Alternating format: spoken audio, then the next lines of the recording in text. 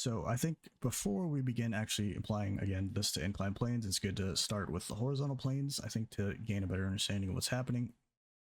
So when we're talking about friction with any plane, you know, friction is going to oppose the, translational force, right? And in this case, it's going to be, an applied force because obviously if something's at rest, it's not going to move. So friction has nothing to do. But if we're applying a force, then friction actually factors in, and then we have to start accounting for it, right? So when we have an applied force, obviously we're going to assume that friction will oppose that force, right? Gravity can't oppose it because gravity is acting, solely perpendicular here. And of course, even when we consider inclined planes, right, gravity is often going to be helping that applied force, right, against the friction. So in this case, of course, again, we're considering, friction as opposing just the applied force here, right? And so what is friction really, right? Well, it's a lot of things, mostly the kind of, again, microscopic contact forces, the electrostatic forces as a result of that kind of all come into play there. And again, that's kind of beyond the scope of this topic, but that's basically how you can, consider friction. And this is, of course, dry friction. Fluid friction is, of course, much different. We're still ignoring fluid friction here. It actually would factor even in to you sliding a force along a surface, right? Just because of the air resistance. Again, we're going to be ignoring that for now, but we will cover that later, of course. So again, what is friction, right? Well, it's really two different things, right? We have static friction, and then we have kinetic friction. Almost put fluid because I was thinking of that. So static and kinetic. So static is going to come into play kind of like this. It's kind of the best, nice intuitive way, personally, how I like to think about it, right? So imagine a graph, right? We're going to start with static friction along this kind of linear line, right? It's going to rise linearly with the applied force that it's opposing, right? And then once we reach a critical point here, this is what we refer to as the Fs max, or the static frictional max, right? That's going to be the most that the static friction can kind of raise to oppose that applied force. And if that applied force exceeds the F static max, right, the static frictional force max, then it's going to, the object is going to start moving. And at that point, the static friction kind of disappears, you can imagine. Not really. It's still there. And if we fall below, again, that, static frictional max, then of course the object will, stop accelerating and stop moving at some point. And then, but if it, remains above that, then of course only kinetic friction is going to be opposing it at that force. And kinetic friction, generally speaking, is going to always be lower than that static frictional max. It's going to be, probably equal to some smaller value of that static friction. So usually you'll see that the kinetic friction coefficient is going to be less than the static frictional max coefficient, right? So again, when it comes to friction, we start with static. Once the static friction max has been exceeded, the object starts moving, and we get kinetic friction. Kinetic being, the object in motion. And so really that's kind of as complicated as it gets. And again, talking about those coefficients, these are typically represented by this symbol. It's denoted as, this would be, the static coefficient, and these have no units. It'll be, something like 0.10 maybe. And then for the kinetic friction denoted as such, it'll be usually, again, lower, might be like 0.05, right?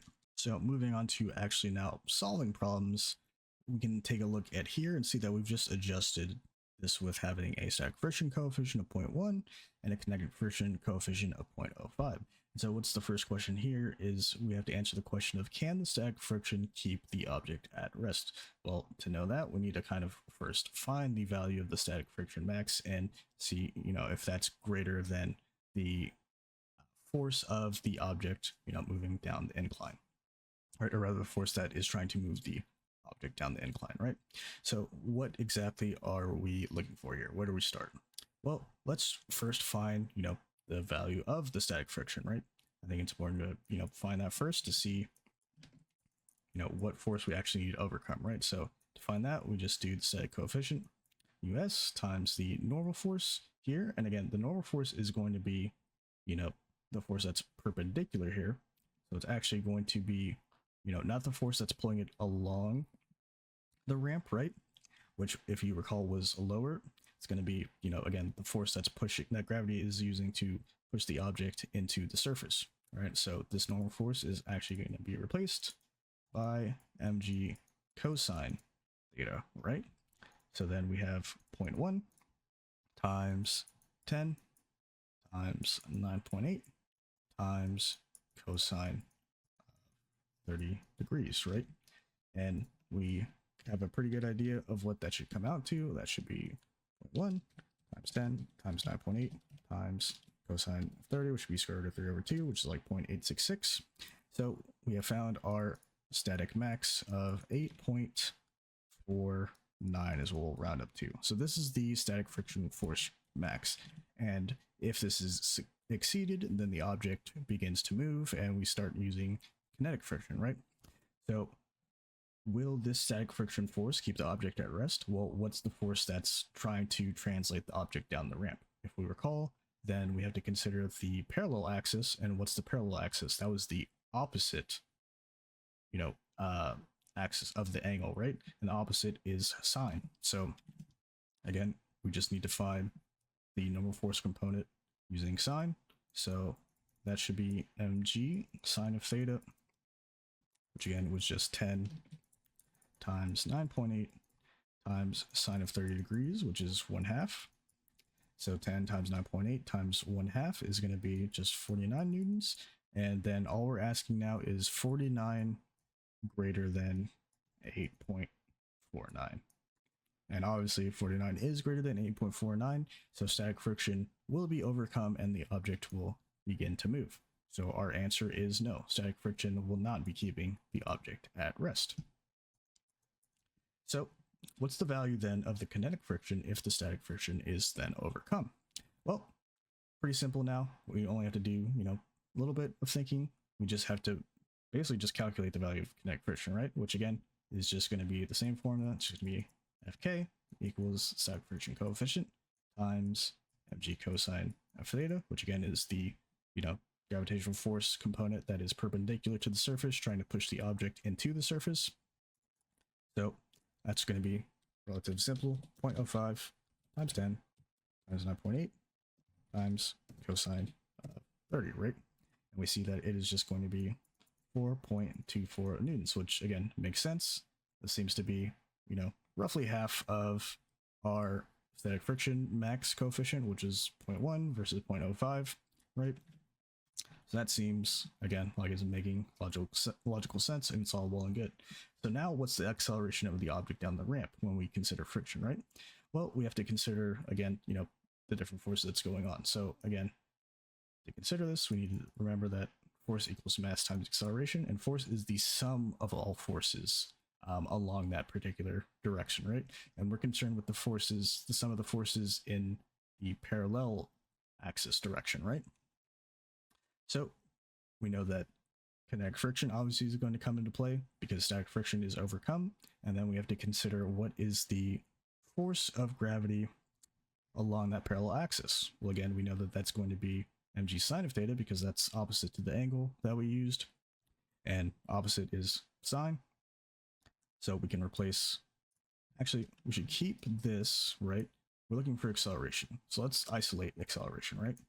So we know that acceleration is going to be equal to force over mass. Well, what's all the forces involved here?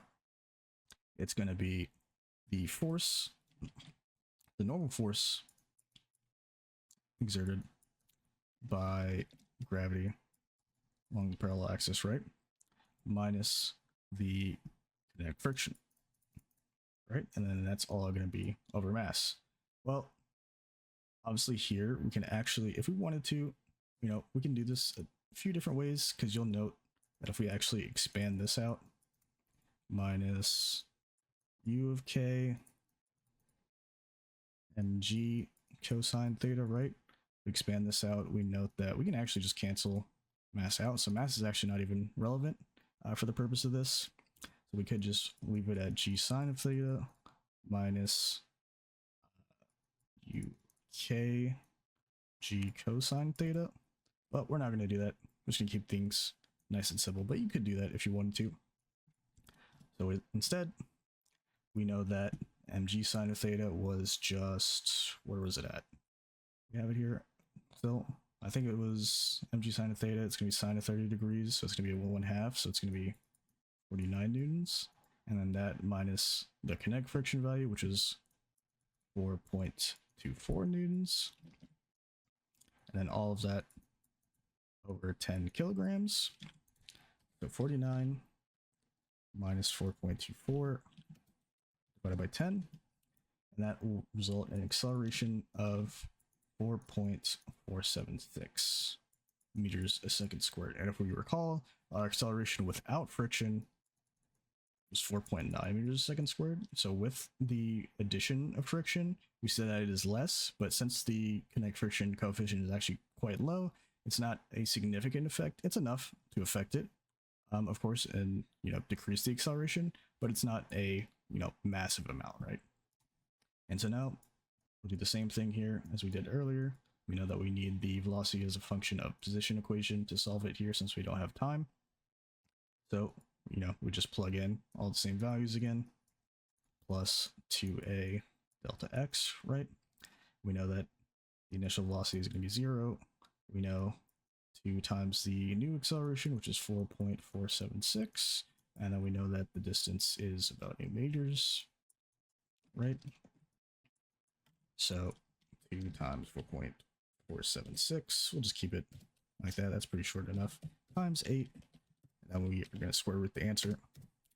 We get 8.46, which again, I'm pretty sure is less than the velocity we had before, which was what it would have been 2 times 4.9 times 8, right? And then you square root that. That's going to be 8.85. So again, it's less, but not like overly so, right? And so now solving for time, we should expect pretty much kind of a similar trend. We should expect this to be, it should have taken longer, but not that much longer, right? I think the time before was like 1.81 seconds. So I'm guessing this will be like maybe 1.9 seconds. So we'll do like, what was it? Sorry. VI plus AT. So we know that starts from rest. So VI is 0. And then we just have to solve for t, so it's VF over A equals t. We know that V final was 8.46 over the acceleration of 4.76. So 8.46 divided by 4.476. So we get 1.89, which actually, wow, pretty close to what I said of 1.9. Is 1.89 seconds versus the 1.81 seconds. So we can see that just a small coefficient of friction can provide, a noticeable effect, but obviously since it's a pretty small coefficient, it's not slowing it like massively. It's still basically like identical with only this amount of friction. Like you would notice it being a little bit slower, but not by that much. And again, it's important to note that here, actually, you would have noticed that if we had expanded this out, again, as we did before, minus UK mg cosine theta, right, over m. You note that actually mass doesn't even really matter here, right? It's just the force of gravity, the angle, and the coefficient really that matter. Like, so that tells you that for like all intents and purposes, like mass doesn't even really matter as far as that's concerned with at least a situation as simple as this. Like even a much heavier object would have still reached the end of the ramp at the exact same time. And yeah, that's how to approach these problems using friction. And now we will move into solving these with work energy theorem.